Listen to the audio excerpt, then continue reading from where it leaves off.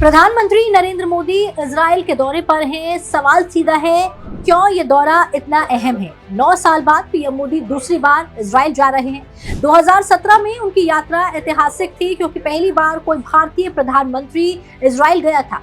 अब ये दूसरी यात्रा बताती है कि भारत और इजराइल के रिश्ते सिर्फ औपचारिक नहीं बल्कि रणनीतिक स्तर पर गहरे हो चुके हैं। पिछले एक दशक में दोनों देशों के संबंधों में तेजी आई है, चाहे रक्षा हो, टेक्नोलॉजी हो, कृषि हो या स्टार्टअप सहयोग। ये दौरा उसी साझेदारी को अगले स्तर पर ले जाने की एक कोशिश है।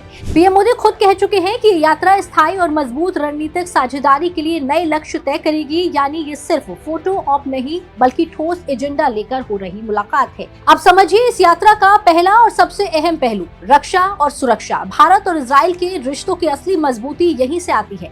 Israel technology, drone, missile system, surveillance और बॉर्डर मैनेजमेंट में दुनिया के अग्रणी देशों में गिना जाता है।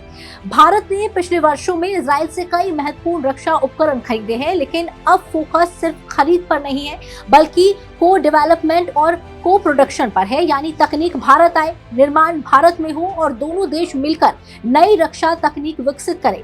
इजराइल का चर्चित एयर डिफेंस सिस्टम आयरन डोम दुनिया में अपनी क्षमता के लिए जाना जाता है। सवाल उठता है, क्या इस तरह की उन्नत तकनीक में भारत गहरी साझेदारी चाहता है? इसके अलावा साइबर सिक्योरिटी, आर्टिफिशियल इंटेलिजेंस आधारित सुरक्षा सिस्टम और खुफिया सहयोग भी चर्चा के केंद्र में रह सकते हैं।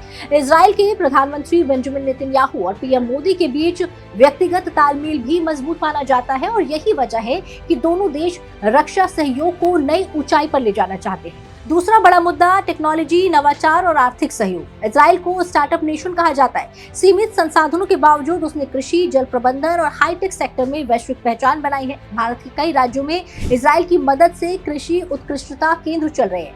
ड्रिप इरिगेशन, सटीक खेती और जल संरक्षण तकनीक में इजराइल का अनुभव भारत के लिए बेहद उपयोगी है। इसके अलावा स्टार्टअप और इनोवेशन इकोसिस्टम में भी दोनों देश एक दूसरे के पूरक हैं। पीएम मोदी के एजेंडे में व्यापार और निवेश बढ़ाने पर भी जोर रहेगा।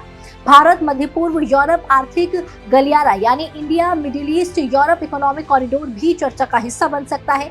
ये परियोजना एशिया से यूरोप तक कनेक्टिविटी बढ़ाने की बड़ी योजना है। अगर इसे गति मिलती है तो भारत को लॉजिस्टिक्स, ऊर्जा और व्यापार के क्षेत्र में बड़ा फायदा हो सकता है। अब आते हैं सबसे ज्यादा चर्चा में रहे प्रस्ताव पर, हेक्सागन ऑफ अलायंसेस। नेतन्याहू ने इस अवधारणा को साझा रणनीतिक ढांचे के रूप में पेश किया है। कहा जा रहा है कि इसमें Bharat, Israel, Greece, Cyprus, UAE और कुछ अन्य देश शामिल हो सकते हैं। इसका मकसद साझा सुरक्षा चिंताओं और आर्थिक सहयोग को संस्थागत रूप देना है। लेकिन यहाँ असली सवाल ये है कि क्या भारत किसी औपचारिक रणनीति ब्लॉक का हिस्सा बनेगा?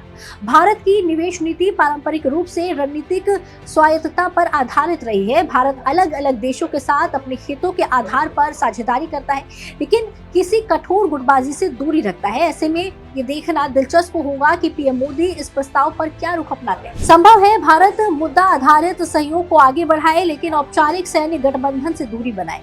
इस यात्रा का एक अहम प्रतीकात्मक पहलू भी है। पीएम मोदी इजरायली संसद को संबोधित करेंगे और ऐसा करने वाले वो पहले भारतीय प्रधानमंत्री होंगे। ये संबोधन दोनों देशों के लोकतांत्रिक और संसदीय संबंधों को नई पहचान देगा। इसके अलावा पीएम मोदी इजराइल के राष्ट्रपति से भी मुलाकात करेंगे और भारतीय यहूदी समुदाय के प्रतिनिधियों से संवाद करेंगे। ये सांस्कृतिक और सामाजिक रिश्तों को मजबूत करने का भी अवसर होगा। तो कुल मिलाकर ये यात्रा 3 स्तरों पर अहम है: सुरक्षा, आर्थिक सहयोग और रणनीतिक दिशा। अब सवाल ये है, क्या कोई बड़ी रक्षा डील का ऐलान होगा? क्या हेक्सागन पर कोई ठोस सहमति बनेगी? क्या टेक्नोलॉजी ट्रांसफर और को प्रोडक्शन में नई शुरुआत होगी? इन सवालों के जवाब आने वाले 2 दिनों में सामने आ सकते हैं, लेकिन इतना साफ है कि भारत और इजराइल के रिश्ते अब एक नए चरण में प्रवेश कर चुके हैं, जहां भरोसा, टेक्नोलॉजी और रणनीति तीनों साथ चल रहे हैं। पीएम मोदी की यात्रा उसी भरोसे को और मजबूत करने की कोशिश है।